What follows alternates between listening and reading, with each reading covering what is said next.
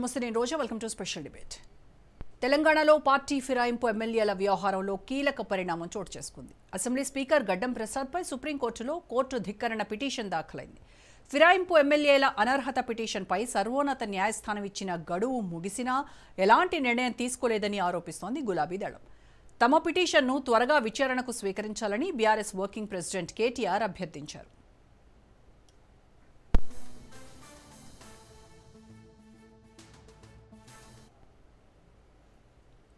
2023 Telangana assembly ఎన్నికల్లో BRS గుర్తుపై గెలుపొందిన 10 మంది ఎమ్మెల్యేలు కాంగ్రెస్లో చేరారని, వారిపై అనర్హత విధించాలని కోరుతూ పాడి కౌశిక్ రెడ్డి, కేపీ వివేకానంద దాఖలు చేసిన రిట్ పిటిషన్లపై 2025 జూలై 31న justice BR Gavai, justice AG Masih ధర్మాసనం కీలక ఉత్తర్వులు ఇచ్చింది. 2025 అక్టోబర్ 31 లోపు ఫిరాయింపు ఎమ్మెల్యేలపై నిర్ణయం తీసుకోవాలని తెలంగాణ స్పీకర్ను ఆదేశించింది సుప్రీంకోర్టు. అయితే సర్వోన్నత న్యాయస్థానం ఆదేశించి 3 నెలలు పూర్తయినా ఎక్కడ వేసిన గొంగడ అక్కడే అన్న చందంగా మారింది కేసు విచారణ. జంపింగ్ జపాంగ్ లీడర్లు ఎమ్మెల్యేలుగానే కొనసాగుతున్నారు. దీంతో మరోసారి సుప్రీంకోర్టును ఆశ్రయించింది గులాబీ దళం. తెలంగాణ స్పీకర్ గడ్డం ప్రసాద్ ఎలాంటి చర్యలు తీసుకోలేదని, ఆయనపై కోర్టు ధిక్కార చర్యలు తీసుకోవాలని కోరారు పిటిషనర్ కేటీఆర్. అయితే వచ్చే సోమవారం లిస్ట్ చేయాలని సూచించారు CJI justice Gavai.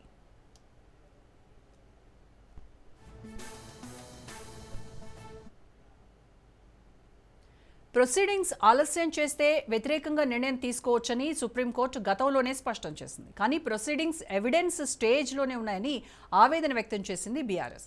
CJI justice BR Gavai retire అయ్యేంత వరకు ప్రక్రియను సాగదీయాలని చూస్తున్నారని ఆరోపించారు గులాబీ లీడర్లు. ఇరు వాదనలు విన్న CJI justice BR Gavai November 24తో సుప్రీంకోర్టు ముగిసినట్టు కాదని స్పష్టం చేశారు. వచ్చే సోమవారం అంటే నవంబర్ 17న కేసు విచారణ జరుపుతామన్నారు.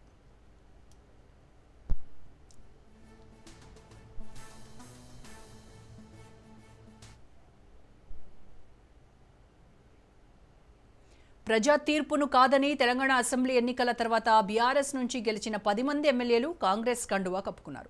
పార్టీ మారిన వాళ్లలో Khairatabad MLA Danam Nagender, station Ghanpur MLA Kadiyam Srihari, Bhadrachalam MLA Tellam Venkatrao, Banswada MLA Pocharam Srinivas Reddy, Gadwal MLA Krishnamohan Reddy, Chevella MLA Kale Yadaiah, Rajendranagar MLA Prakash Goud, Serilingampally MLA Arikapudi Gandhi, Patancheru MLA Gudem Mahipal Reddy, Jagtial MLA Sanjay కుమార్లు ఉన్నారు.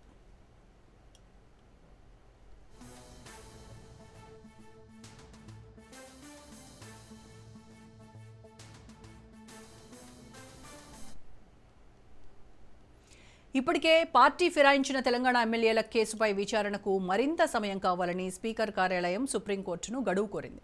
అక్టోబర్ 25న తెలంగాణ అసెంబ్లీ కార్యదర్శి సర్వోన్నత న్యాయస్థానంలో పిటిషన్ వేశారు. ఆ పిటిషన్పై నవంబర్ 14న విచారణ జరగనుంది. గడువు పూర్తవటానికి ముందే సుప్రీంకోర్టులో పిటిషన్ దాఖలు చేసింది తెలంగాణ స్పీకర్ కార్యాలయం. పార్టీ ఫిరాయింపుదారులకు సంబంధించి వివరణలు, విచారణలు కొనసాగుతున్నాయని తెలిపింది. సుప్రీంకోర్టు మరింత సమయాన్నిస్తుందా, గడువు సమయంలోగా అనర్హతపై నిర్ణయం తీసుకోనందుకు మందలిస్తుందా అనేది త్వరలోనే తేలనుంది.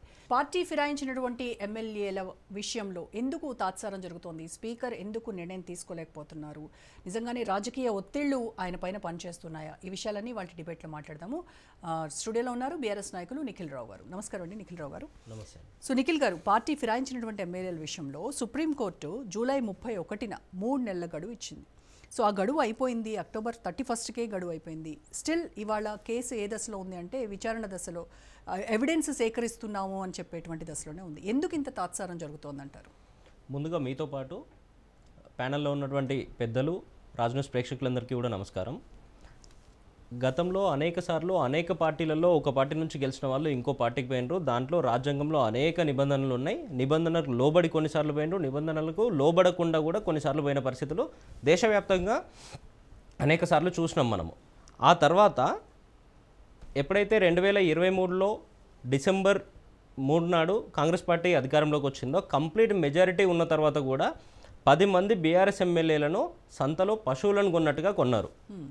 ఆ తర్వాత ఇదే రాజ్యాంగాన్ని పట్టుకొని ఇదే కాంగ్రెస్ పార్టీకి సంబంధించిన అగ్రనాయకుడు, వీళ్ళ లీడర్ ఆఫ్ ది అపోజిషన్ లోక్సభలో రాహుల్ గాంధీ గారు ఏం చెప్తా ఉంటారంటే, పార్టీ డిఫెక్షన్స్ మీద అనేక ప్రసంగాలు, అనేక ఉపన్యాసాలు తను ఇస్తూ ఉంటారు. స్వయంగా ఉపన్యాసాలు ఇవ్వడంతో పాటు వాళ్ళ పార్టీ జాతీయ స్థాయిలో ఇచ్చినటువంటి మేనిఫెస్టో కాపీ ఇది. వాళ్ళ మేనిఫెస్టోలో పేజ్ నెంబర్ 23లో స్వయంగా ఏం చెప్తారంటే, we promise to amend the 10th schedule of the constitution and make defections and automatical disqualification of the membership in the assembly or parliament అని ఇదే కాంగ్రెస్ పార్టీ వాళ్ళ జాతీయ స్థాయి మేనిఫెస్టోలో చెప్తుంది. రాహుల్ గాంధీ గారు దీన్ని మిగతా అన్ని రాష్ట్రాల్లో ప్రచారం చేస్తూ ఉంటారు. రాహుల్ గాంధీ గారు ఒక రకంగా చెప్తా ఉంటే, ఇక్కడ రేవంత్ రెడ్డి గారు అదే కాంగ్రెస్ పార్టీని ఇంకో రకంగా నడుపుతూ ఉంటారు, ఎమ్మెల్యేలను తీసుకుంటూ ఉంటారు.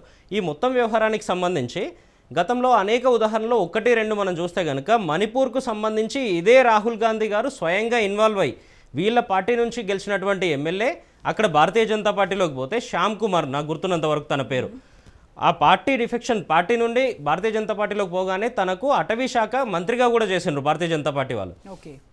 తనను ఏ రకంగా మా పార్టీ మీద గెలిచిన వ్యక్తిని మీరు మీ పార్టీలోకి తీసుకోవడంతో పాటు మంత్రివర్గంలోకి ఎట్లా తీసుకుంటారని కోర్టుకు పోతే ఇమ్మీడియట్గా డిస్క్వాలిఫై చేయమని ఆదేశాలు ఇచ్చింది. స్పీకర్ గారు ఇట్లానే తాత్సారం చేస్తూ ఉంటే సుప్రీంకోర్టే ఒక అడుగు ముందుకేసి నిర్ణయం తీసుకున్న పరిస్థితులు మనం చూసినాము.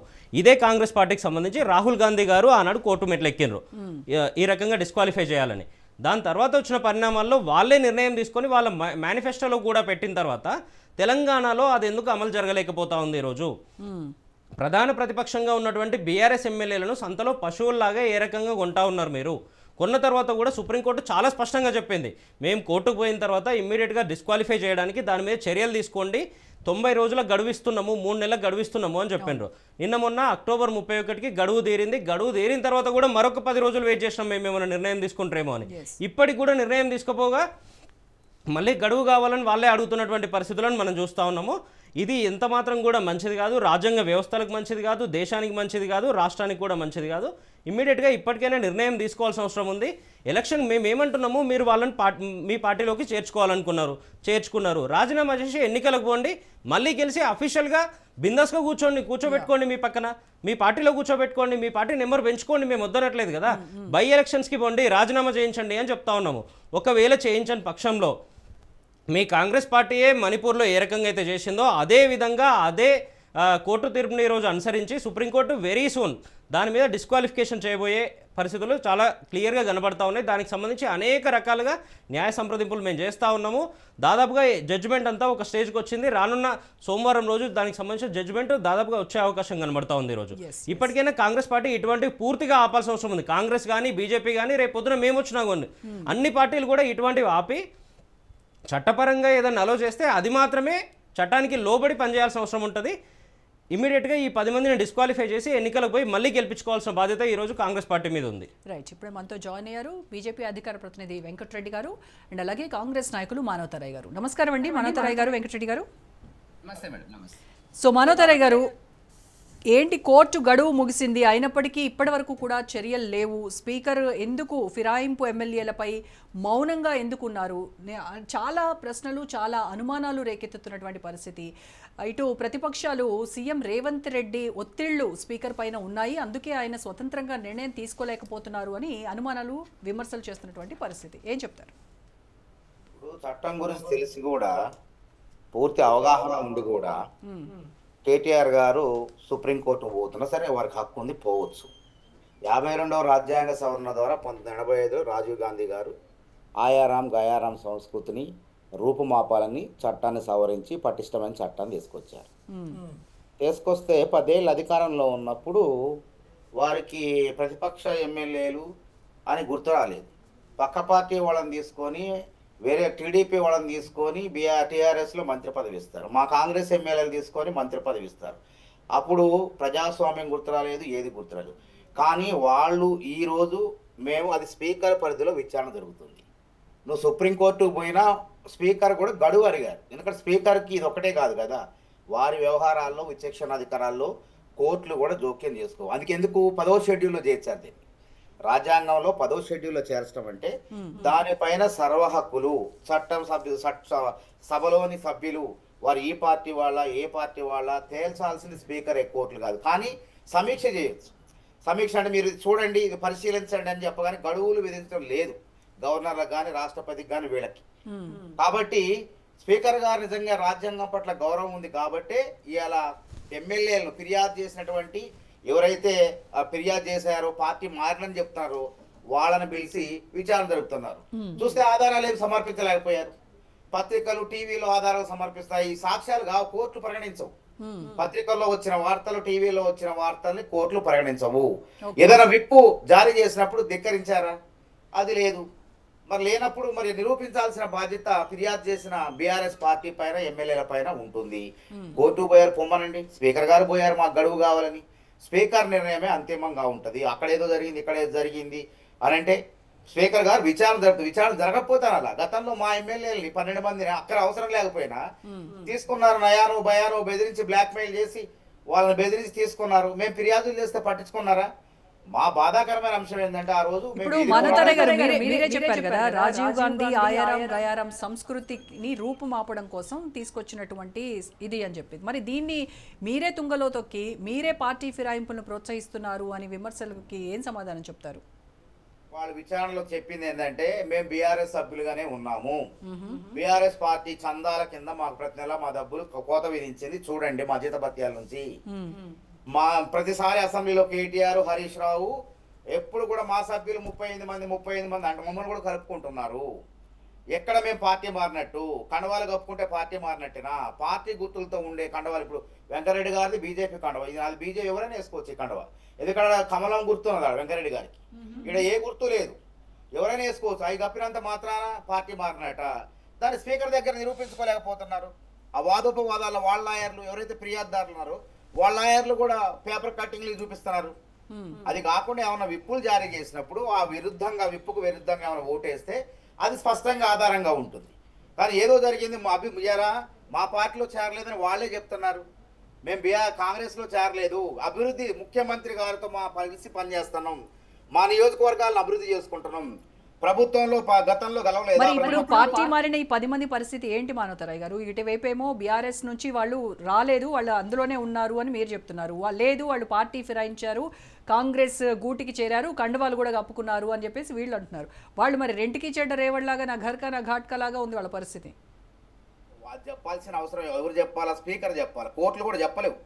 మానవతరాయ్ చెప్పిండో లేకపోతే ఇంకో ఆయన చెప్పిండో, ఎల్లయ్య మల్లయ్య పుల్లయ్య చెప్పి నా గడక నా ఘాట్కా అంటే చెల్లదది.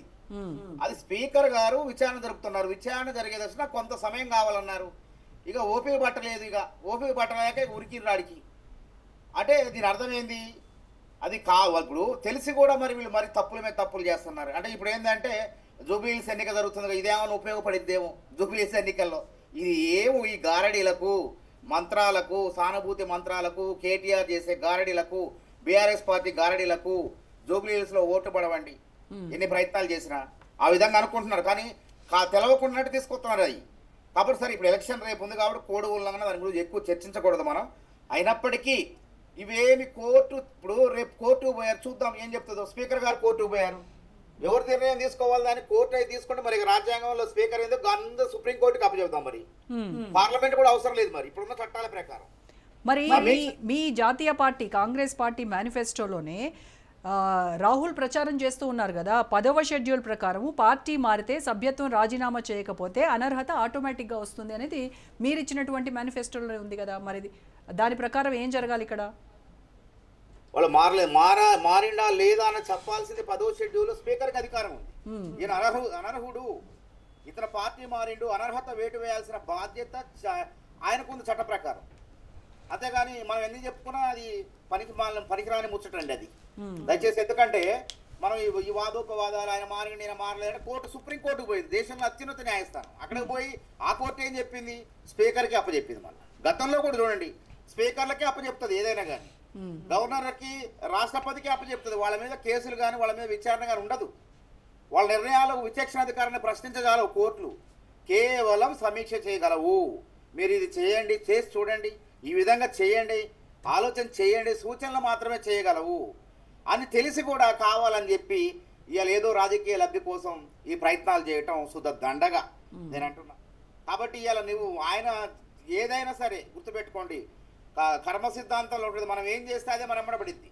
గతంలో మీరు ప్రతిపక్షాలను కాంగ్రెస్ పార్టీని బతకనివ్వకుండా పీల్చి పిప్పి చేయాలని చూశారు. అయినా రేవంత్ రెడ్డి నాయకత్వంలో కాంగ్రెస్ పార్టీ అధికారంలోకి వచ్చింది. ఈరోజు ఇలా మీ సభ్యులే మీకు ఎదురు తిరుగుతున్నారు. మీ పార్టీలో ఉన్నామని చెప్తారు, మీతో కలిసి రావటం లేదు. ముఖ్యమంత్రి గారితో కలిసి ఈ 10 మందే మళ్ళీ సొంత గూటికి వెళ్ళాలనే ప్లాన్ కూడా ఉందట. అవన్నీ మాకు తెలియదండి. స్వయాన స్పీకర్ గారికి ఇచ్చిన దాంట్లో ఇప్పుడు ఉన్నటువంటి ఎమ్మెల్యేలు వాదోపవాదాల్లో మేము బీఆర్ఎస్ సభ్యులమైన ఆధారాలు చూపిస్తున్నారు వాళ్ళు. మా దగ్గర మొన్నటి దాకా మా అకౌంట్ నుంచి చందా 5,000 రూపాయలు బీఆర్ఎస్ పార్టీ ఖాతాలో చేరిపోతుంది చూడండి అని చెప్తున్నారు వాళ్ళు. వాళ్ళే స్వయంగా చెప్తుంటే ఇప్పుడు కడియం శ్రీహరి గారు దానం నాగేంద్ర గారు చెప్పలేదు. వాళ్ళపై స్పీకర్ ఏ నిర్ణయం తీసుకుంటారో చూద్దాం. మా ఇద్దరిపైనే స్పీకర్ నిర్ణయాన్ని కాదనొద్దు. స్పీకర్ గారు కూడా సుప్రీంకోర్టు చెప్పిన దాని ప్రకారం విచారణ జరిపారు. వారికి ఉన్న ఇతరు శాసనసభలో నడపాల్సిన బాధ్యత ఉన్నది. ఎప్పుడు నడపాలి, ఏం నడపాలి, ఇతర సంస్కరణలు ఉంటాయి కాబట్టి వారు తీరకలేదు కాబట్టి కొంత సమయం అడిగారు. తప్పేముంది, 3 నెలలు అన్నది సుప్రీంకోర్టు. ఇదే నువ్వు 3 నెలల లోపే చెయ్యి అని అంటదా కోర్టు? మీరు చూడండి, పరిశీలించండి అంటది 3 నెలల లోపు. కాబట్టి చట్టాలపై గౌరవం ఉంది. గతంలో బీఆర్ఎస్ ప్రభుత్వాన్ని అసలు స్పీకర్ని కావలేదండి మమ్మల్ని. మా ఎమ్మెల్యేల అపాయింట్మెంట్ అడిగితే ఆ రోజు ఎవరు ఇవ్వలేదు మాకు. కానీ ఎవరు కానివ్వండి. కానీ ఇలా ప్రజాస్వామ్య పద్ధతి ఉంది. ఇలా అసెంబ్లీలో స్పీకరే విచారణ జరుగుతున్నది. అవునా కాదా, వీళ్ళు చేరారా చేరలేదని వాదోపవాదాలు సాక్ష్యాలు అడుగుతున్నారు. కాబట్టి మేము 1985, 52 రాజ్యాంగ సవరణ ద్వారా రాజీవ్ గాంధీ గారు తీసుకొచ్చిన ప్రజాప్రాతినిధ్య చట్టాన్ని గౌరవిస్తుంది. ఇంకో విషయం ఏంటంటే అంటే ఇక్కడ చాలా మంది అడుగుతున్నది ఏంటంటే, ఓకే కోర్టు ఇచ్చిన 3 నెలల గడువు కూడా అయిపోయింది, మళ్ళీ గడువు కోసం వెళ్తున్నారు అంటే ఇది నెవర్ ఎండింగ్ ప్రాజెక్ట్. ఇది ఎలాగే ఉంటుందా? మళ్ళీ గడువు కోరడం, మళ్ళీ విచారణ అనడం, మళ్ళీ ఏది తేల్చకపోవడం, ఎంతకాలం ఈ నాంచుడి ధోరణి? పడితే మనం తప్పుడోళ్ళం అవుతాం. ఆయనకు విచక్షణాధికారం ఉంది. ఆయన కోర్టుకు పోయినప్పుడు మనం ఏం చేస్తామండి?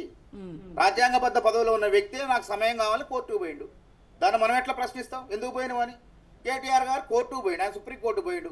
చూద్దాం ఏమైందో, వేచి చూద్దాం మనం.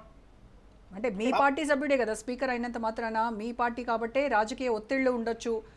రేవంత్ రెడ్డి కనుసన్నల్లో నడుస్తున్నాడు, రేవంత్ రెడ్డి పర్మిషన్ లేనిది ఫైల్ కూడా కదలనటువంటి పరిస్థితి అని. అది లేదండి. ఒక్కసారి చట్టంలో అధికార పార్టీ సభ్యుడే స్పీకర్ అవుతారు. స్పీకర్ అయిన తర్వాత ఆయన ఇష్టమే, ఆయన మనం ముఖ్యమంత్రులు కానీ ఎవరు కూడా మాట్లాడడానికి అవకాశం లేదు. కాబట్టి సభా మర్యాదలు పాటించాల్సినటువంటి బాధ్యత ఆయనది. సభలో ఎవరు అర్హుడు ఎవరు అనర్హుడు తేల్చాల్సిన బాధ్యత ఆయనది. గతంలో స్పీకర్లు బీఆర్ఎస్ పార్టీ హయాంలో ఉన్న స్పీకర్లు అసలు కనీసం మేము ఫిర్యాదులు చేస్తే అపాయింట్మెంట్ చేయడానికి పోతే మాకు ఎంత ఘోరం. ప్రజాస్వామ్యాన్ని కూనీ చేశారు వాళ్ళు. ఇలా ప్రజాస్వామ్యం రక్షింపబడుతుంది. ఇక ప్రాతినిధ్య చట్టాన్ని మేము గౌరవిస్తే స్పీకర్ గారు ఆ విధంగా నిర్ణయాలు తీసుకుంటున్నారు. ఇంత చేసినా కానీ రాజకీయ దురుద్దేశంతో, అన్ని తెలిసి కూడా రాజకీయ దురుద్దేశంతో ఏదో లబ్ధి పొందాలనే ఉద్దేశంతో ఇలా సుప్రీంకోర్టుకు వెళ్ళటం జరిగింది. దీనివల్ల ప్రయోజనం ఉండదు. ఈ విధంగా కోర్టుకు వెళ్ళడం రాజకీయ ప్రయోజనం, మీరు కోర్టుకు వెళ్ళి గడువు తెచ్చుకోవడం మరి ఏ ప్రయోజనం? అది స్పీకర్ గారండి, మన వ్యక్తులు పోలే కదా, స్పీకర్ గారు పోలే, అభ్యర్థులు కూడా పోలేదు. వాళ్ళు పార్టీ మారారు అని ఫిర్యాదు చేశారు కదా, వాళ్ళు కూడా పోలేదు. ఓకే స్పీకర్ గారు పోయినప్పుడు మనం ఏమంటాం? రాజ్యాంగబద్ధ పదవిలో ఉన్నాయన పోయే హక్కు లేదా స్పీకర్? చెప్పండి. పార్టీ ఫిరాయించినటువంటి బీఆర్ఎస్ 10 మంది ఎమ్మెల్యేల విషయంలో స్పీకర్ ఎందుకు తాత్సారం చేస్తున్నారు? దీనిపైన మళ్ళా కేటీఆర్ దీనిపైన పిటిషన్ కూడా వేయడం జరిగింది. దీనికి సంబంధించి మరి బీజేపీ ఆలోచన ఏంటి, బీజేపీ ఎలా చూస్తోంది అనేది మాట్లాడదాం. వెంకటరెడ్డి గారు, సుప్రీంకోర్టు ఆదేశాలను ఉల్లంఘించడం అనేది రాజ్యాంగానికి విరుద్ధమా? 3 నెలల గడువు ముగిసిన తర్వాత కూడా ఇంకా ఎందుకు టైంని డ్రాగ్ చేస్తున్నారు? కాంగ్రెస్ పెద్దలు కావచ్చు, అలాగే కాంగ్రెస్ పెద్దల కనుసన్నల్లో నడుస్తున్నారు అనేటువంటి విమర్శలు ఎదుర్కొంటున్నటువంటి స్పీకర్ కావచ్చు, ఎందుకు ఈ విషయంలో ఇంత డ్రాగ్ ఆన్ చేస్తున్నారు? ఒకటి మేడం, ఇద్దరు బీఆర్ఎస్ కాంగ్రెస్ నాయకులు ఇద్దరు మాట్లాడిన తర్వాత నాకు ఒక అభిప్రాయం ఏర్పడ్డది.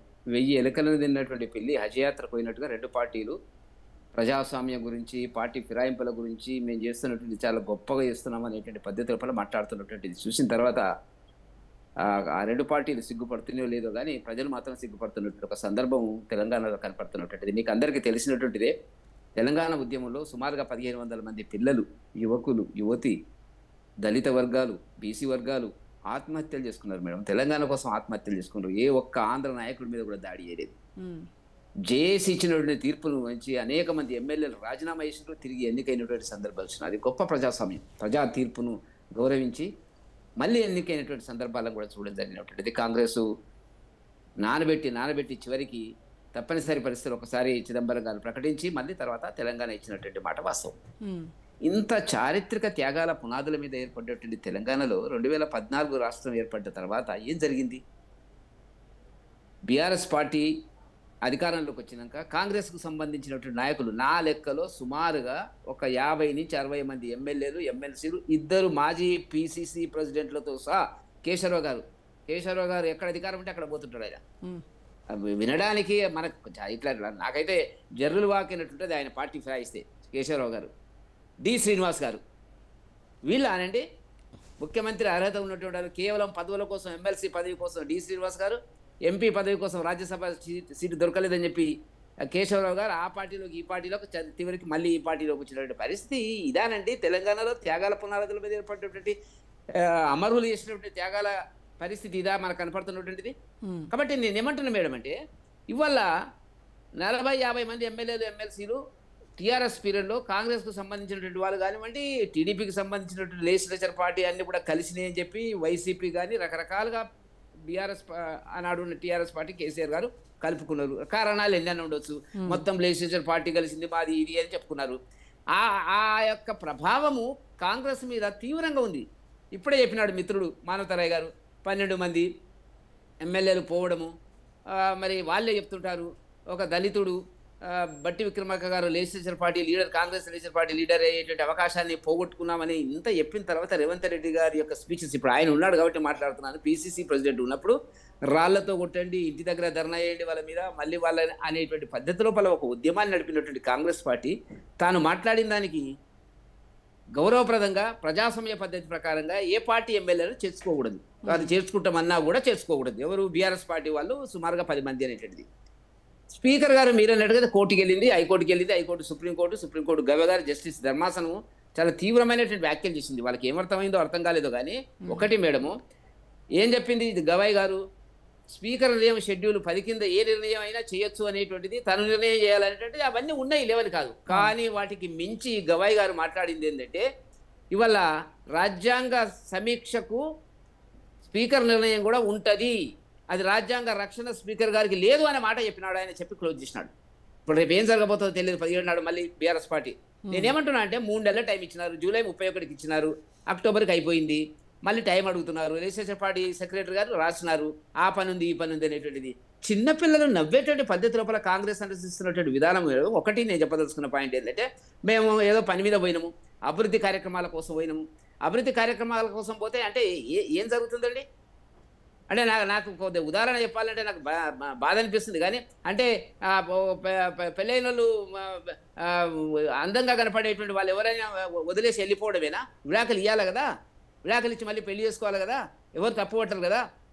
ఇది చెప్తున్నటువంటిది. వీళ్ళు ఏం చెప్తున్నారు? కానీ మరి ఇప్పుడు స్పీకర్ స్వతంత్రంగా నిర్ణయం తీసుకోవడానికి, అనర్హత వేయడానికి వాళ్ళు బీఆర్ఎస్ లోనే ఉన్నారు. బీఆర్ఎస్ నుంచి వాళ్ళు అందుకున్నటువంటి జీతభత్యాల్లో నుంచి పార్టీ ఫండ్ గా 5,000 రూపాయలు బీఆర్ఎస్ అకౌంట్ లోకి వెళ్తున్నాయి కాబట్టి వాళ్ళు బీఆర్ఎస్ ఎమ్మెల్యేలుగానే పరిగణించబడుతున్నారు అని చెప్తున్నారు కదా. ఎక్కడ మేడం ఇప్పుడు దానం నాగేందర్ కేసేది పోటీ చేసినాడు కదా, కడియం శ్రీహరి గారు కూతురు కోసం ప్రచారం చేసినాడు కదా. మరి ఈ 2 కేసులను ఎందుకు సెట్లేదు స్పీకర్ గారు? మిగతా సమస్యలు అట్లా పెడదాము, ఏది డబ్బు మా అకౌంట్లోకి వెళ్ళిపోతుంది అనేటువంటిది కూడా అర్థరహితమైనటువంటి వాదనలు. ఈ 2 కేసులు ఎందుకు సెటిల్ చేయలేకపోయినాడు? గతంలో టీఆర్ఎస్ చేసింది ఇదే కదా. సబితా ఇంద్రారెడ్డి గారిని, శ్రీనివాస్ యాదవ్ గారిని టీడీపీ అతను కాంగ్రెస్ నుంచి ఎన్నికైనటువంటి సబితా ఇంద్రారెడ్డికి పదవులు ఇచ్చింది కదా, సుధీర్ రెడ్డి గారికి పదవులు ఇచ్చింది కదా. ఈ 2 పార్టీలు కూడా ప్రజాస్వామ్య విలువలు లేనటువంటి దిగజారిన కుటుంబ పార్టీలు దేశంలో. అది ఒక పెద్ద కుటుంబ పార్టీ, ఇది ఒక చిన్న కుటుంబ పార్టీ. ఎఫెక్ట్ అయింది కదా కాంగ్రెస్ వాళ్ళు. ఎఫెక్ట్ అయిన తర్వాత విలువలు ఉన్నాయి కదా. మీకు 64 మంది సభ్యులు ఉన్నారు కదా, సిపిఐతో కలిస్తే ఇంకా 65, 66 ఉంటారు కదా మీరు. 64, 65, 63 ఏదో ఉన్నారు కదా మీ ప్రభుత్వానికి వచ్చినటువంటి. అంటే ఎంతసేపు అయిందంటే ఆ పార్టీ ఈ పార్టీ మీద, ఈ పార్టీ ఆ పార్టీ మీద చెప్పి తప్పించుకుంటున్నారు. స్పీకర్ నిర్ణయం అనేటువంటిది సమీక్షకు వస్తుంది. ఇప్పుడు రాజ్యాంగంలో ఉండేటువంటి అంశాలు వాళ్ళే చెప్పుకుంటున్నారు. రాజీవ్ గాంధీ గారు తెచ్చినటువంటి గొప్ప బలహీనమైనటువంటిది. సరే, దానికి సంబంధించినటువంటి మార్పులు చేర్పులు చేయాలా సుప్రీంకోర్టు కూడా వ్యాఖ్యానం చేసింది మన గవాయ్ గారు. కేంద్ర ప్రభుత్వం ఆలోచించాలా దీని గురించి అనేటువంటిది. కాబట్టి నేనేమంటున్నా అంటే ఇవాళ స్పీకర్ నిర్ణయం అనేటువంటిది ప్రజల అభిష్టానికి వ్యతిరేకంగా ఉండకూడదు అనే మనం కోరుకుందాం. ప్రజలు అయితే ఈ ఎన్నుకున్నారు. విషయంలో పార్టీ ఫిరాయించి వచ్చినటువంటి ఎమ్మెల్యేలను పార్టీలో జాయిన్ చేసుకోవడం విషయంలో బీజేపీ కూడా ఏం తక్కువ తినలేదు. బీజేపీ కూడా కాంగ్రెస్ ఎమ్మెల్యేని మీ పార్టీలోకి వచ్చిన తర్వాత రిజైన్ చేయకుండానే ఆయనకు మంత్రి పదవి కట్టబెట్టినటువంటి చరిత్ర కూడా బీజేపీకి ఉంది. దానికి సంబంధించి రాహుల్ గాంధీ కోర్టు మెట్లకి అయింది కదా అది తప్పు అనేటువంటి తేలింది కదా. ఆ నిర్ణయాన్ని మేము స్వాగతిస్తున్నాం కదా. మరి ఇప్పుడు ఇక్కడేం జరుగుతుంది? 2 సంవత్సరాలు పక్క పార్టీని విమర్శించేంత విమర్శన ఏముంది? అక్కడ జరిగింది కదా. మీరు అన్నట్టుగా ఆయన రాహుల్ గాంధీ గారు కోర్టుకు వెళ్ళిండ్రు, కోర్టు కొట్టేసింది, అయిపోయింది. దాన్ని అంగీకరిద్దాం. ఇక్కడ కూడా జరగాలి కదా. ఇది మేము వ్యతిరేకించడం లేదు కదా. కోర్టు ఫైనల్ కదా. మేము ఒకవేళ పొరపాటు చేసినాం అనుకోండి, కోర్టు సరిదిద్దింది. మరి ఇక్కడ పొరపాటు జరిగితే కోర్టు సరిదిద్దదు, ఏది జరగదు. స్పీకర్ గారు సరిదిద్దరు. పైగా ఏం చెప్పుకుంటున్నారు? సిగ్గు లేకుండా వాళ్ళు కాండవ కప్పినారు మాకు. కాండవ అంట నేను చాలా జాగ్రత్తగా అనలైజ్ చేసిన, వాళ్ళు గూగుల్లో సెర్చ్ చేసిన కాండవ అంటే పార్టీ కండవ కాదు, అది జాతీయ పార్టీ కండవ అంటే. జాతీయ పార్టీ కోడ్ ఆఫ్ కండక్ట్ 25 పేజీలు నేను సెర్చ్ చేస్తే వచ్చింది. మీ గెస్ట్ కోఆర్డినేటర్ రాఘవరెడ్డి గారు పంపించాను, ఒకసారి చదవండి. ఎందుకంటే మీ నెంబర్ లేదు కాబట్టి నా దగ్గర. ఎవరి మెడలో అంటే వాళ్ళ కాండవలు కప్పకూడదండి. ఒక జాతీయ భావం ఉన్నటువంటి. అంటే వాళ్ళు ఏం చెప్తున్నారు? మీరు గుళ్ళోకి వెళ్తే కండువ వేస్తారు, దానికి కూడా 3 రంగులు ఉంటాయి. అలాంటి కండువానే జాతీయ జెండా అంటున్నారు. మీడియాలో వచ్చింది, మీరంతా కోటి చేస్తే సబ్జెక్టు కరెక్షన్ ఏంటంటే జాతీయ జెండా మా మెడలో వేసినారు తప్ప పార్టీ కాదు అనేటువంటి పాట చెప్తున్నటువంటిది. మరి మొన్న మా అరవింద్ గారు వెళ్ళారు ముఖ్యమంత్రి గారి దగ్గరికి ఈ 10-15 రోజుల కింద. మా ఎమ్మెల్యేలు కూడా పోతున్నారు. మరి వాళ్ళకి ఎందుకు గప్పలేదు ఆ కాండువలు? నేనంటున్నా అయిపోయినాయేమో, కప్పి అయిపోయి ఉంటాయి వచ్చిన వాళ్ళకి. కప్పాలి కదా. ముఖ్యమంత్రి గారు చాలా గొప్ప వ్యక్తి. ఏ ప్రతిపక్ష పార్టీ ఎమ్మెల్యేలు వచ్చినా ఎంపీలు వచ్చినా కూడా చాలా గౌరవం ఇస్తాడు. గౌరవం ఇచ్చి కాడువలు కప్తాడు అనే సాంప్రదాయం ఒకవేళ ఉంటే వచ్చిన వాళ్ళందరికీ కప్తే మనకు సంతోషం. సిపిఐ ఆయన వెళ్తాడు కదా, వాళ్ళ ఎమ్మెల్యే ఒక ఎమ్మెల్యే, మరి ఆయన కూడా కప్పాలి కదా. ఇదా మేడం పిల్లలు ఏమనుకుంటున్నారు వల్ల? ఇదే రాజకీయ నీతి. మనం ఉంటే ఒకటి, మనం చెప్తే ఒకటి నీతి, మనం ఎదుర్కొన్నప్పుడు ఒక పద్ధతి అనేటిది. కాబట్టి వాళ్ళ కాంగ్రెస్ పార్టీ అనుసరిస్తున్నటువంటి విధానాలు, గతంలో బీఆర్ఎస్ పార్టీ అనుసరించిన విధానాలు రెండింటిని కూడా ఖండించవలసి ఉంటుంది. ఏ పార్టీ చేసినప్పుడు కూడా అది 2 పార్టీ చేసిందా, బీజేపీ చేసిందా, తెలుగుదేశం చేసిందా అనేటువంటిది ప్రజాస్వామ్యంలో రాజ్యాంగబద్ధమైనది. ఇప్పుడు 10 ఆ ఎన్నికలు వస్తే పోనీ ఆ 10 ఎన్నికలు పక్కకు పెట్టండి. మొదలైతే దానం నాగేందర్ గారు ఊరేగిండు కదా, పోటీ చేసిండు కదా. ఆయన విషయంలో ఒకవేళ ఆ 2 నిర్ణయాలు శ్రీహరి గారిది చేసుంటే స్పీకర్ చెప్పేది నమ్ముతాం మనం. ఇలా రాజకీయాలు వచ్చినాయి దీంట్లో. కాబట్టి రేపు చూద్దాము. నేను అనుకోవడం ఏంటంటే, ఒక వ్యక్తిగా, ఒక పౌరునిగా ఈ గవాయి గారి యొక్క ఒక సామాజిక అట్టడుగున ఉన్నటువంటి సామాజిక వర్గం నుంచినటువంటి గవాయి గారు చారిత్రక తీర్పు చెప్తారు దీని మీద. మీరు గుర్తుపెట్టుకోండి, ఆయన వెళ్లే ముందు, అతని పదవి విరమణ చేసే ముందు ప్రకంపనలు తెలంగాణలో ఆయన రిటైర్ అయిన వరకు ఇలాగే డ్రాగన్ చేస్తారు ఆయన చెప్పి ఆయన 17కి వేసింది కదా. నాకున్న సమాచారం మేరకు సబ్జెక్టు కరెక్షన్ మీరు కరెక్ట్ చేయాలి. 17వ తేదీ నాడు వేసినాడు. వదలడండి. ఆయన ఒక చారిత్రక తీర్పు మనం ఇస్తాడు అనేటువంటిది. అప్పుడు ఏం జరగబోతుంది అనేటువంటిది రేవంత్ రెడ్డి గారి ప్రభుత్వానికి ఇప్పటికే జరుగుతున్నాయి. చాలా కోర్టుల్లో వ్యతిరేకత వస్తున్నటువంటిది 40 రోజులుగానే. కాబట్టి ఈ విషయంలో కాంగ్రెస్ అనుసరించినటువంటి విధానము గతంలో ఫేస్ చేసి అవమానానికి గురి అయ్యి ఇబ్బందులు పడ్డటువంటి జానారెడ్డి గారు, బట్టి విక్రమార్క గారు 10 మందితో వాళ్ళు ఎంత 20-19 ఎంత ఉన్నది ఎన్నికైనటువంటి వాళ్ళు 12 మంది పోతే 7-8 మందికి ఉన్నటువంటి పరిస్థితులు ఉన్నటువంటి వాళ్ళు కనీసం ఇప్పటికైనా బుద్ధి తెచ్చుకొని వాళ్ళ చేత రాజీనామా చేయడమో అనేటువంటి జరగాల. స్పీకరు వివాదాస్పదం కాకూడదని కోరుకుందాం. రైట్ అండి. నిఖిల్ రావు గారు, సో కాంగ్రెస్ నుంచి టీడీపీ నుంచి ఎమ్మెల్యేలను బీఆర్ఎస్లో చేర్చుకున్నప్పుడు అప్పుడు మీకేమి ఇది తప్పు అనిపించలేదు? అంటే మీరు చేస్తే ఒకటి, ఎదుటి పార్టీ మీ ఎమ్మెల్యేలను తీసుకెళ్తున్నారు, మీకు ఇప్పుడు నొప్పి తెలుస్తోందా? మంచి ప్రశ్న అడిగినారు మీరు. మీతో పాటు కాంగ్రెస్ పార్టీ నాయకులు అదే అడిగినారు, వెంకటరెడ్డి గారు కూడా బీజేపీ నుండి అదే అడిగినారు. గతంలో 2014లో మేము మా కేసీఆర్ గారు ముఖ్యమంత్రిగా జూన్ 2 నాడు సంతకం పెట్టినట్టు నుంచి ఏ రకంగా కేసీఆర్ గారి నాయకత్వంలోని ప్రభుత్వాన్ని కూల్చాలని ఆనాడు కుట్రలు కుతంత్రాలు బన్నుతూ ఉంటే ఆ రోజు ఏం జరిగిందో పరిస్థితులు మీకు తెలుసు. అంత వెనక్కి కాకుండా నిన్నగాక మొన్న 2018లో 88 సీట్లతో మేము గెలిచినాము. గెలిచిన తర్వాత కాంగ్రెస్ పార్టీకి ఒక నాయకులు లేడు, స్వయంగా వాళ్ళ పీసీసీ అధ్యక్షులే వచ్చి మా పార్టీ కండువా కప్పుకున్నారు కాబట్టి నడిపించే వాళ్ళు లేరని చెప్పేసి వాళ్ళ పార్టీకి సంబంధించిన ఎమ్మెల్యేల్లో 2/3 మెజారిటీ, అది రాజ్యాంగం కల్పించినటువంటి హక్కు పరంగా. వీళ్ళలాగా 10 మందిని 5 మందిని మేము లాక్కోలేదు. వాళ్ళే స్వతహాగా 2/3 మెజారిటీతో వచ్చి వాళ్ళ శాసనసభ పక్షాన్ని మా పార్టీలో విలీనం చేసిండ్రు. విలీనం చేసిన తర్వాత కదా మేము వాళ్ళని దగ్గరికి తీసుకుంది, మాతో పాటు పెట్టుకున్నది, మా పార్టీలో జాయిన్ అయినరు అని అఫీషియల్గా చెప్పింది. ఆ పరిస్థితి ఈరోజు ఎందుకు లేదు? ఈరోజు ఎందుకు అటువంటి నిర్ణయాలు మీరు తీసుకోలేకపోతా ఉన్నారు? సరే అది పక్కన పెట్టండి. ఇందాక వెంకటరెడ్డి గారు మాట్లాడుతూ ఉండి కేవలం ఇదేదో బీఆర్ఎస్ పార్టీకి కాంగ్రెస్ పార్టీకి సంబంధించింది మాత్రమే అని చెప్తా ఉన్నారు. వారంటే చాలా గౌరవం, చాలా సీనియర్ నాయకులు వారు. భారతీయ జనతా పార్టీ దేశవ్యాప్తంగా ఎన్ని ప్రభుత్వాలను కూల్చింది, ఎన్ని పార్టీల నుండి ఎక్కడెక్కడ జాయిన్ చేసుకున్నారో అన్ని వివరాలు ఉన్నాయి. మాట్లాడదాము అంటే దాని మీద స్పెషల్గా ఒక చర్చ పెడదాము. కాంగ్రెస్ నాయకులు ఏం చెప్తా ఉంటారు అంటే మానవతరాయ్ గారు మేము తీసుకున్నామో అది కేవలం స్పీకర్ గారి పరిధిలోని అంశము అని చెప్తా ఉన్నారు. ఆనాడు మణిపూర్లో జరిగిన నాడు కూడా స్పీకర్ గారి పరిధిలోని అంశమే కదా. మీ రాహుల్ గాంధీ గారు సుప్రీంకోర్టు మెట్లే రకంగా ఎక్కిండ్రు, దేనికోసం ఎక్కిండ్రు? డిస్క్వాలిఫికేషన్ అయ్యేదాకా ఎందుకు వెంటబడ్డారు? ఈరోజు తెలంగాణలోనేమో స్పీకర్ గారి విచక్షణాధికారాలు, మణిపూర్లోనేమో రాహుల్ గాంధీ గారి విచక్షణాధికారాలా, కాంగ్రెస్ పార్టీ విచక్షణాధికారాలా? ఏమాత్రం కొంచెం కూడా ప్రజలు నవ్వుతారు ఓట్లేసి గెలిపించిన వాళ్ళు అనే ఆలోచన కూడా లేకుండా ఏం చేస్తారంటే వీళ్ళు మా పార్టీ నుండి ఖైరతాబాద్ నుండి గెలిచినటువంటి దానం నాగేందర్ గారిని, కారు గుర్తు మీద గెలిచిన వ్యక్తిని తీసుకొని చెయ్యి గుర్తు మీద పార్లమెంటుకు పోటీ చేయిస్తారు వీళ్ళు. ఇక్కడ రాజీనామా చేయకుండా, రాజీనామా కనీసం అఫీషియల్గా సబ్మిషన్ కూడా చేయకుండా పోటీ చేసి నామినేషన్ వేసే ముందని వేసినారు అంటే ఈ రోజు వరకు కూడా నిర్ణయం లేదు దాని మీద. రాష్ట్రం కానీ దేశం కానీ నవ్వుకుంటుంది అన్న సోయి కూడా ఉండదు వీళ్ళకు. ఒకవైపు రాహుల్ గాంధీ గారేమో చేతిలో రాజ్యాంగాన్ని పట్టుకొని తిరుగుతూ ఉంటారు, రాజ్యాంగాన్ని పట్టుకొని పార్లమెంట్ సభ్యునిగా ప్రమాణ స్వీకారం చేస్తూ ఉంటారు. ఇది వీళ్ళు చెప్పేటటువంటి నీతి. ఇంకో విషయం ఏంటంటే వీళ్ళే ఏం చెప్తా ఉంటారంటే ఇప్పుడు మా పార్టీ కండువాలు కావు అని చెప్తా ఉన్నారు. ముఖ్యమంత్రి గారు ఇంతమందికి స్వయంగా ఏ రకంగా కప్పినరు కండువాలు? మీ పార్టీవి కావు అని అంటే మరి ముఖ్యమంత్రి గారు వాళ్ళు మా పార్టీ ఎమ్మెల్యేలు 10 మంది దగ్గరికి ఎందుకు పోయినరు? మా పార్టీలో 39 మంది కదా గెలిచింది, మిగిలిన 29 మంది దగ్గరికి మీ ముఖ్యమంత్రి గారు ఎందుకు రాలేకపోయినరు? కేవలం మీ 10 మంది దగ్గరికి మాత్రమే ఎందుకు పోయినరు? ఇంకో విషయం వాళ్ళే వెళ్ళిండి అంటుంటారు కదా మీరు. కాంగ్రెస్ పార్టీ నాయకులు మానవతరాయ్ గారు కూడా అదే చెప్తా ఉన్నారు కదా, వాళ్ళు ఎక్కడ కూడా మేము కాంగ్రెస్లో జాయిన్ అయినామని చెప్పట్లేదని. మీరు చూడండి, బండ్ల కృష్ణమోహన్ రెడ్డి తన పేరు గద్వాల్ శాసనసభ్యులు మా పార్టీ తరఫున కారు గుర్తు మీద గెలిచిండు. ఏం చెప్తుండో ఒక్కసారి వినండి మీరు.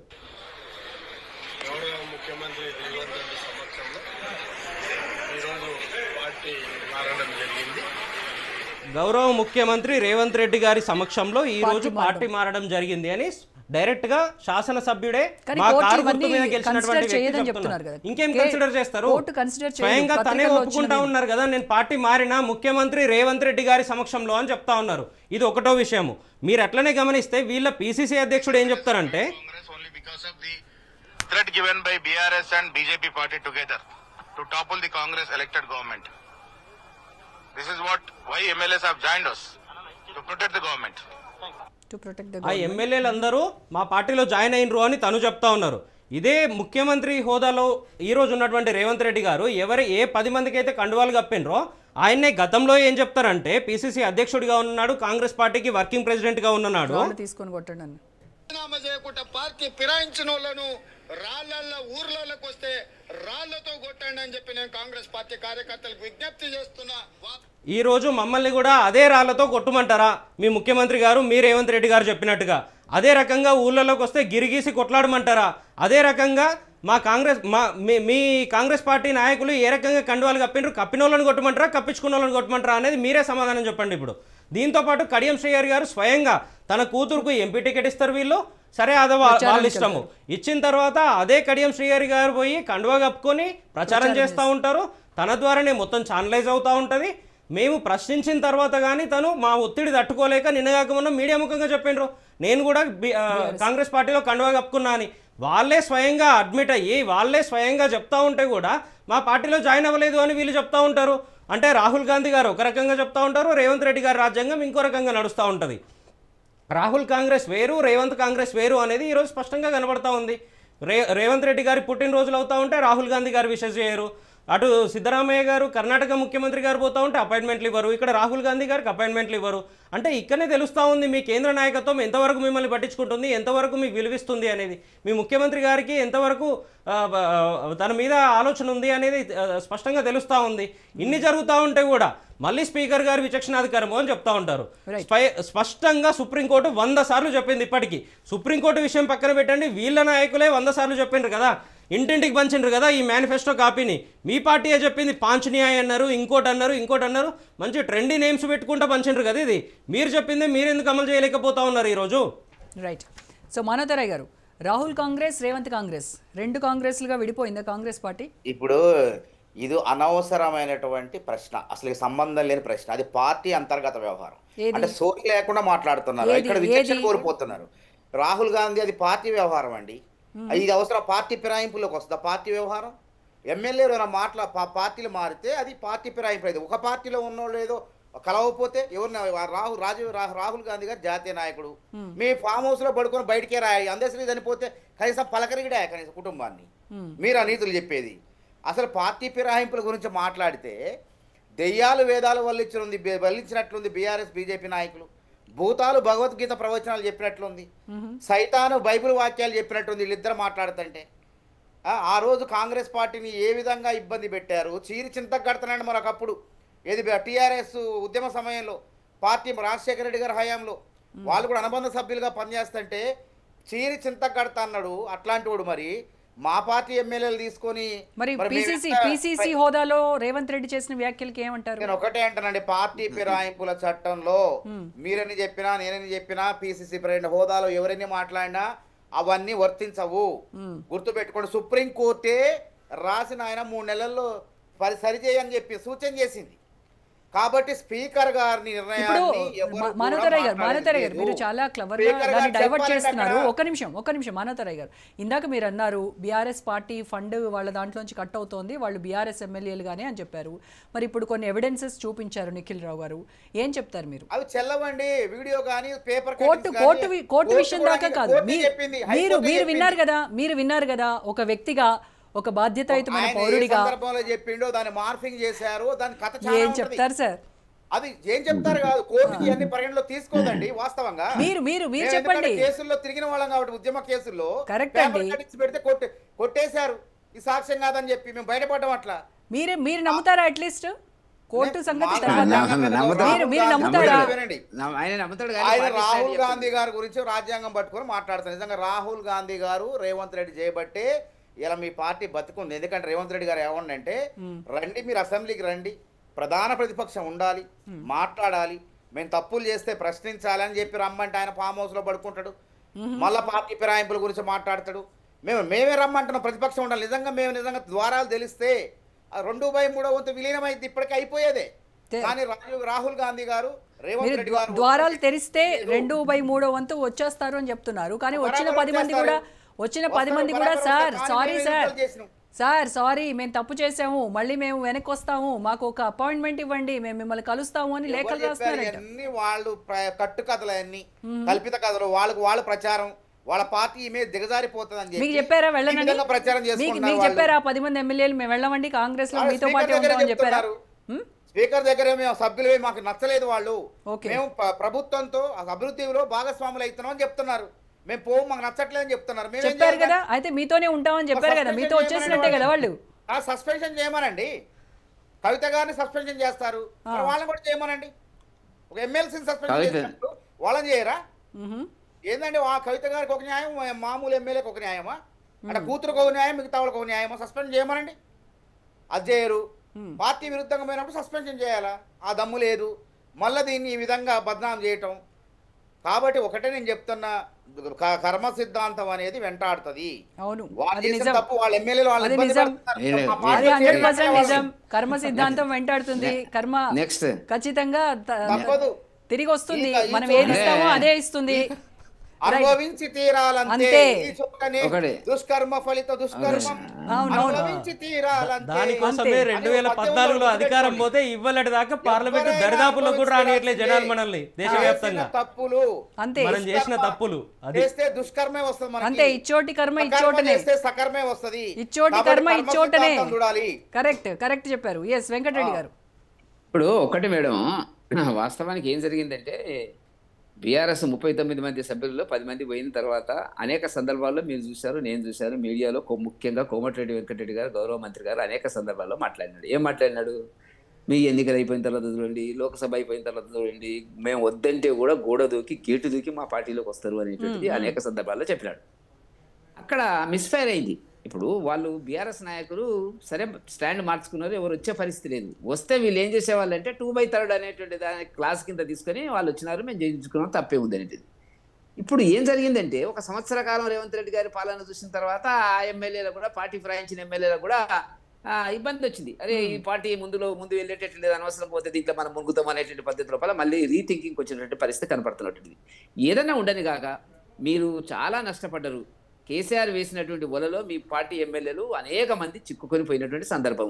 రేవంత్ రెడ్డి లాంటి కదా, ఎందుకంటే 2014 టీడీపీ కింద 15 మంది సభ్యులు గెలిచిన తర్వాత అక్కడ లెజిస్లేచర్ పార్టీ టీడీపీ లెజిస్లేచర్ పార్టీని కలుపుకున్నామంటే సరే చంద్రబాబు నాయుడు ఇక్కడి నుంచి వెళ్ళిపోయినాడు, అది ఒక చరిత్ర.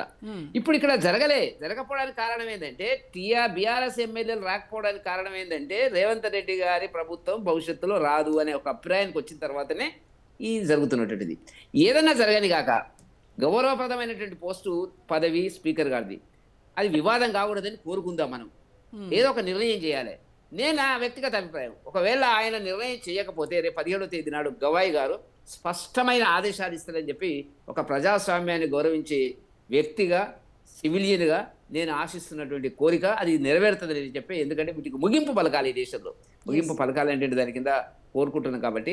అయితే ఇందాక మీరు వెంకటరెడ్డి గారు ఒక మాట అన్నారు, జస్టిస్ గవాయ్ ఖచ్చితంగా ఈ విషయంలో చారిత్రాత్మకమైనటువంటి తీర్పు ఒకటి అయితే ఖచ్చితంగా ఇస్తారు.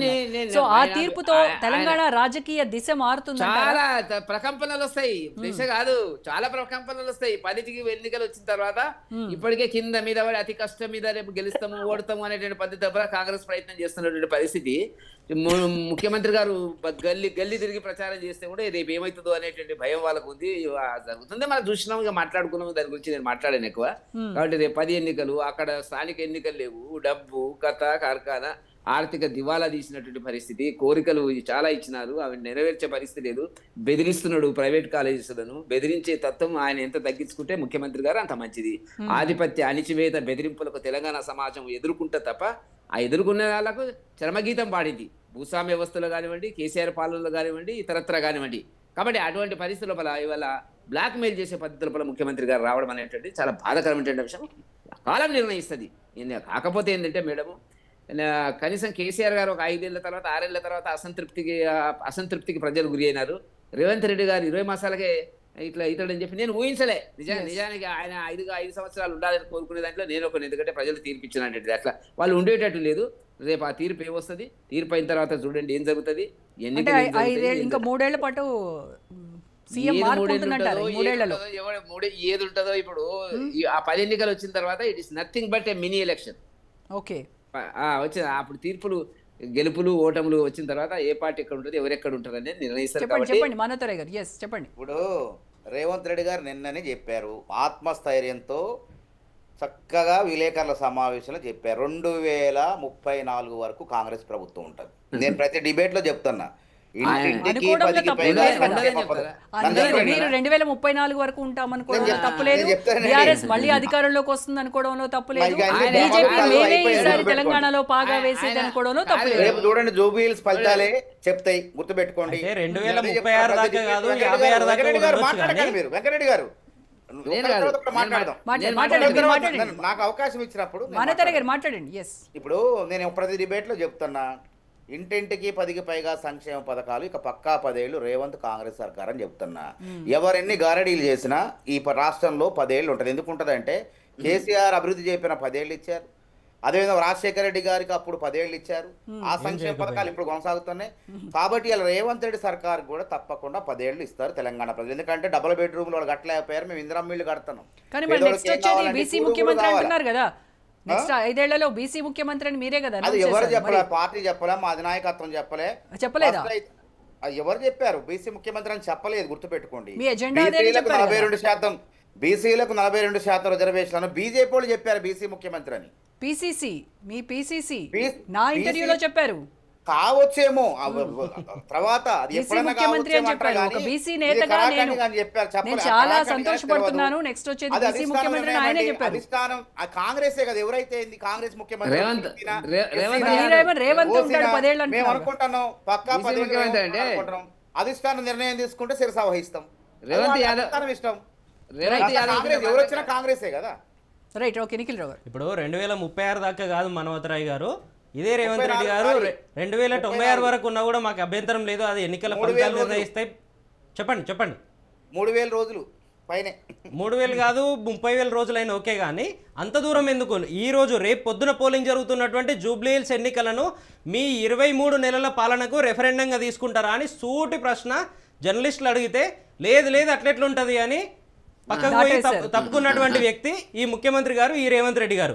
ఒక్క ఉప ఎన్నికనే మా పాలనకు రెఫరెండం అని చెప్పుకోలేనటువంటి మీరు ఇంకా 10 ఏళ్ళు ఉంటాం, 30 ఏళ్ళు ఉంటాం, 300 ఏళ్ళు ఉంటాం, ఇదంతా చెప్పుకోవడము దేని సూచిస్తున్నాయో అర్థమవుతా ఉంది. ఇప్పుడు కంటోన్మెంట్ ఎన్నికల్లో చూశారు కదా ఫలితాలు, అవే పునరావృతం అయితే అవే అవుతాయని అనుకుందాం. ఒక్క నిమిషానికి మీరు చెప్తున్నట్టుగా నిజంగానే అయ్యే పరిస్థితి ఉంటే మీరు రెఫరెండం అని ఇప్పుడు చెప్పండి కదా, ఎన్నికలు అయిన తర్వాత రిజల్ట్ వచ్చిన తర్వాత కాదు, ఇప్పుడు చెప్పండి రెఫరెండమా కాదా చెప్పండి. రెఫరెండం ఇప్పుడు గెలువబోతుంటే రెఫరెండాలు అవసరం, గెలుస్తున్నాం మేమే చెప్తున్నాం.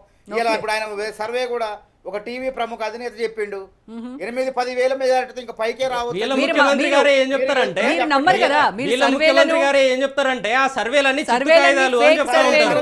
10 సర్వేలు బీఆర్ఎస్ పార్టీ గంపగుత్తగా గెలుస్తుంది, కారు ఓట్లని పడుతున్నాయని చెప్తా ఉంటే చిత్తు కాయిదాలు అంటాడు వీళ్ళ ముఖ్యమంత్రి. రేషన్ కార్డులు లేకపోతే 14,200 మీరు ఎవరో మీడియా వాళ్ళు చెప్పింది మరి ఎలా కన్సిడర్ అదే మాట మీద ఉండండి. 14,000 రేషన్ కార్డులని ఇప్పుడు వీరు చెప్తా ఉన్నారు. వీళ్ళ పిసిసి అధ్యక్షుడేమో 35,000 రేషన్ కార్డులు అంటారు. రేషన్ కార్డులు నిజంగా ఇవ్వాల్సినటువంటి సివిల్ సప్లైస్ మంత్రి గారేమో 45,000 రేషన్ కార్డులు అంటారు, ముఖ్యమంత్రి గారు 25,000 రేషన్ కార్డులు అంటారు. వీళ్ళకే పొంతనుండదు, వీళ్ళు వచ్చి మళ్ళీ రేషన్ కార్డుల విషయాలు చెప్తా ఉంటారు. 25,000 పైసలకు గృహజ్యోతి పథకం కింద లబ్ధిదారులు ఉన్నారు, అక్కడ కుటుంబాలు ఉన్నాయి. 19,500 మంది సబ్సిడీ సిలిండర్ తీసుకుంటున్నారు. దాదాపు 15 లక్షల మంది మహిళలు ఆ ఉచిత బస్ ప్రయాణాన్ని వినియోగించుకొని 130 ఎంతమంది మహిళలు 2,500 తీసుకుంటున్నారు? అది ఇస్తా చెప్తూనే ఉన్నాం కదా, ఇస్తారు, ఓపిక పడతారు. అంటే ఆర్థిక 100 రోజులు కదా మీరు చెప్పింది, 100 రోజుల్లో అమలు చేస్తామన్నారు కదా. అప్పుల ఊపిలోకి నెట్టిండు, ఆర్థిక విధ్వంసం నుంచి అభివృద్ధి పదంలోకి నడుపుతాడు. మరి సన్నబియ్యం ఇస్తాడు, రాష్ట్రంలో దేశంలో ఎక్కడా లేదు, మా కడుపు నింపుతాడు. జూబిలీస్, బంజారీస్, బడాబాబులు ఏనంది అంటున్నారు. మరి అట్లాగే అదే దాంతో తులం బంగారం, పేద ప్రజలు అదే దాంతో తులం బంగారం కూడా ఇవ్వచ్చు కదా. ఇస్తామండి తప్పకుండా. మీ మంత్రి గారే చెప్పారు, మేము హామీ ఇచ్చినప్పుడు 50,000 ఉంది తులం బంగారం, ఇప్పుడు 150,000 అయింది, 7 నుంచి దేవాలని అడిగారు. పోస్ట్ మెట్రిక్ స్కాలర్షిప్లు ఇస్తున్నాం 5,000. నేను చెప్పేది మీరు వినట్లేదు, చాలా తెలివిగా తప్పించేస్తున్నారు. మానవతరాయ్ గారు వాళ్ళు బీజేపీ వాళ్ళు యూరియా ఇవ్వలేదు, మెట్రో విస్తరణ నిధులు ఇవ్వలేదు,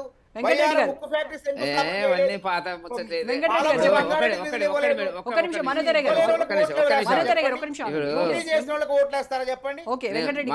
ఇప్పుడు రోజా మేడం, మానవతరాయ్ గారు ఏ టీవీలో మాట్లాడినా కూడా ఈ ప్లే చేస్తుంటారు. మీరేం చేస్తారు, మీరేమి ఇచ్చారో చెప్పరాదు, జీతాలు ఇచ్చే పరిస్థితి లేదు, జీతాలు ఇచ్చే పరిస్థితి లేదు.